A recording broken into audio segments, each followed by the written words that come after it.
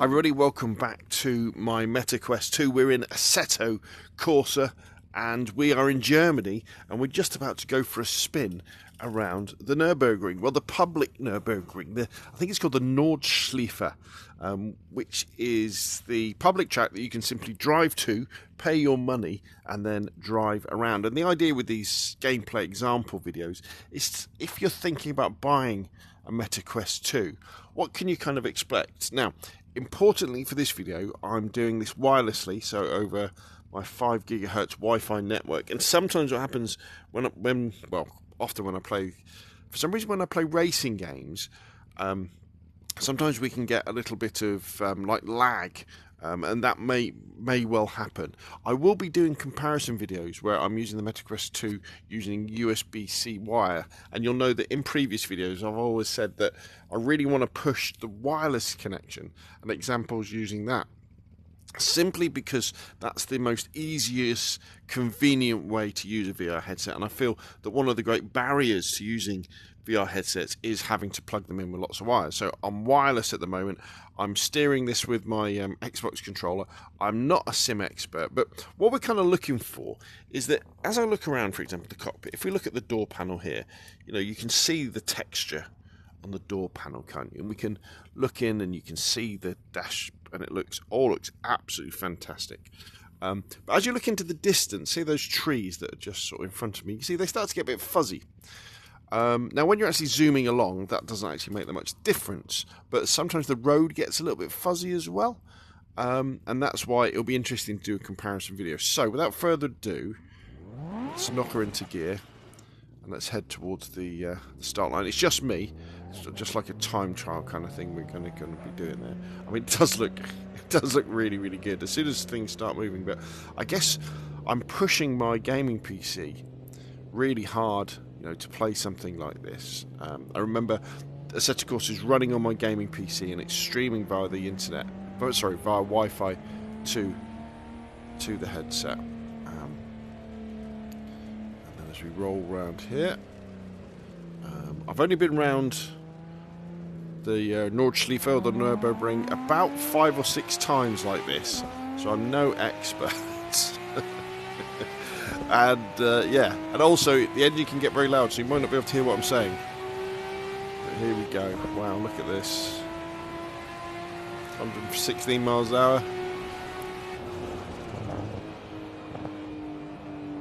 Big sharp turn coming up, I know, because I've fallen foul of this a few times already. So we'll just tickle her around here.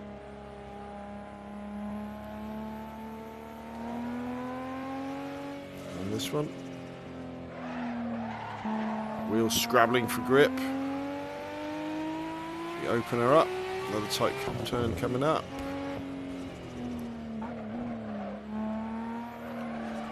Downhill corkscrew section.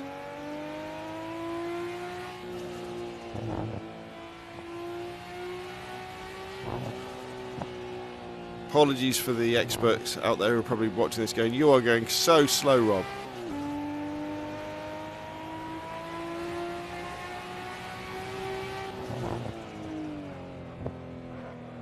Tight corner. Racing games in VR are absolutely fantastic. I mean, I'm not saying that racing games, I think racing games in general are really fantastic anyway, aren't they? They really are, because you do get very, very, very immersed. But the beauty of being able to kind of look left and right and check your mirrors, just like you would if you were in a real car, is pretty amazing. Right, here we go. Here we go.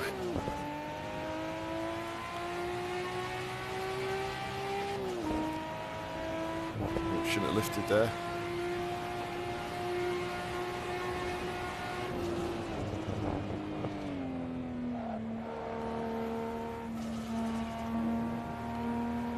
Elliot at work told me to do this. He said, just go on to Nürburgring. I said, but there's like 1,000 corners. He said, doesn't matter. Just get on there. Get in the Skyline. And blast it around.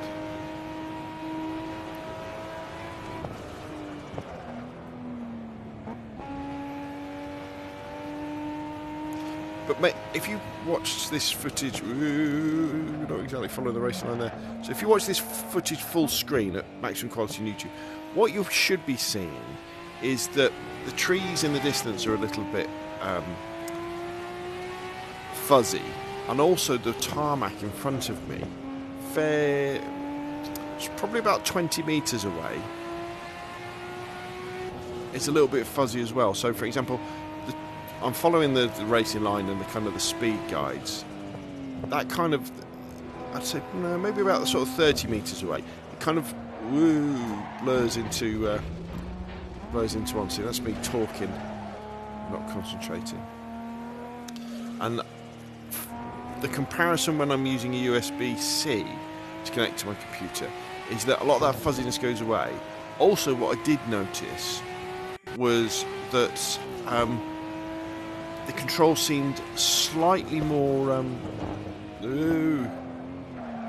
reactive as well. I guess there's probably, when you're playing over Wi-Fi, there's probably a little bit of, well, there has to be a little bit of lag, doesn't there? There has to be. And in lots of games, that doesn't really matter. But in a driving game,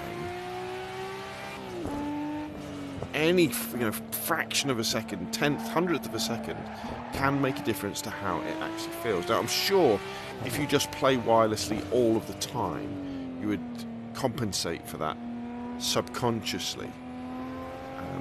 But I think maybe the advice would turn to be, when you're playing games like this, driving games and flying games, where you are sitting down, using a cable is advisable, because that will eliminate that lag and also give you, the maximum graphical fidelity. Of course, maximum graphical fidelity and performance isn't just a case of plugging the USB cable in and then relying on that. There is other stuff you can do as well to improve things like the frame rate and the render resolution as well. So I will be playing with that over plenty of videos, so we can get the most out of the MetaQuest 2. But if you just take into account the fact that the MetaQuest 2 is $200 or £200 at the moment, Assetto Corsa is £1.49 in the Steam store right now, and you can have this sort of experience.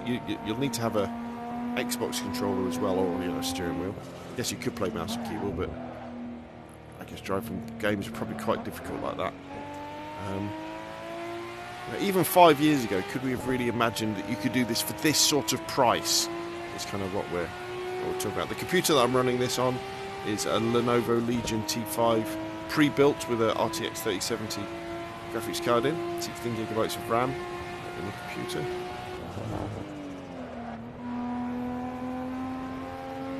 There we go, flat out, 100 miles an hour.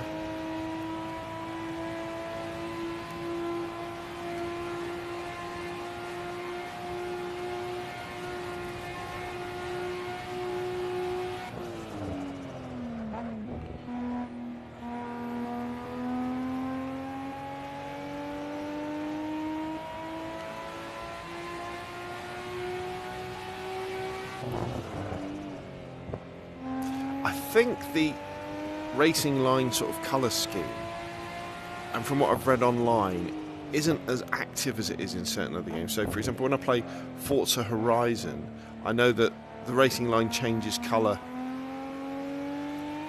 really depending on the speed I'm going. So if you're going a little bit too hot into a corner, it will tell you.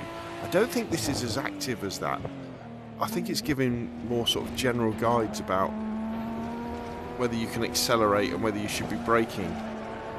So I think it's saying, green is accelerate like mad, yellow is kind of constant speed, and red is the braking area. But in some cars, it really changes. So for example, I was driving the Ford Escort around Brands Hatch, and I was finding if I was braking in the red areas, I would be stopped before I got to the corner. But when I was probably going around Monza in the Ferrari F40, it seemed like the braking, the red braking areas were spot on for that particular vehicle. If I hit the brakes as soon as the red bits came up, I was really getting the corners spot on. So more research required for that, or I guess the advice is turn it off, turn the racing line off and learn the tracks, and react to. Ooh, going a bit sideways there. It's me talking again.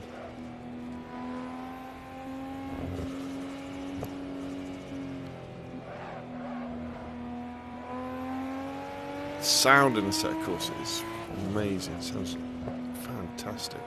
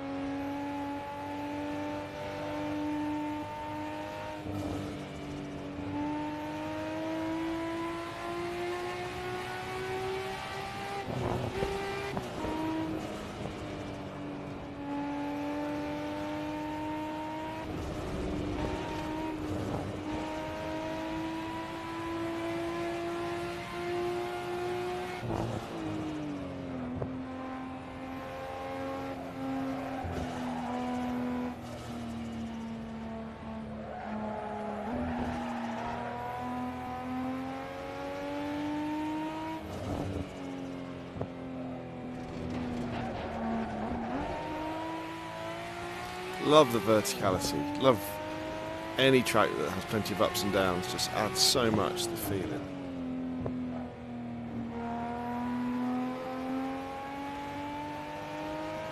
Remember, Assetto Corsa came out in 2013, I think. Here we go. This is the final straight.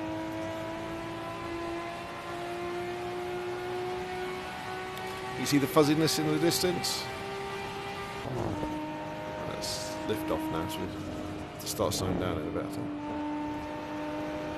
Yeah, there we go. So there we go, a lap of the Nordschleife, or the Nürburgring, the public sort of tourist version,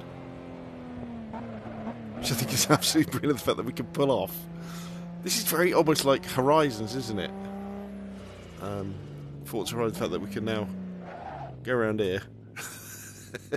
We can park up. Which is brilliant. So there we go. Ooh, let's pop her up there.